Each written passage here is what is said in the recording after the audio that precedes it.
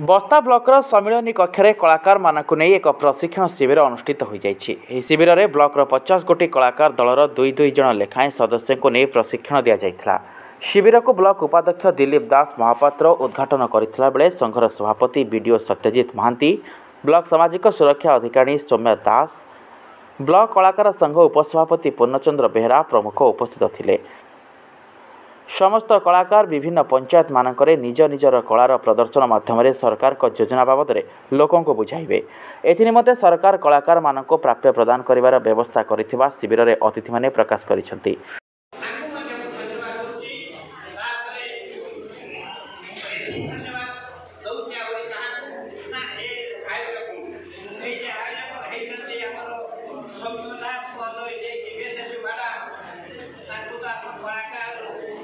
या सहित कलाकार मानक सामाजिक जीवन बिताइबा सरकार देथिबा कलाकार भत्ता प्रकृत और सठिक ढंग से हिताधिकारी चयन करी भत्ता प्रदान करा जिबाको आलोचना होइतिला। बस्तर देवाशीष दास का रिपोर्ट, प्राय खबर।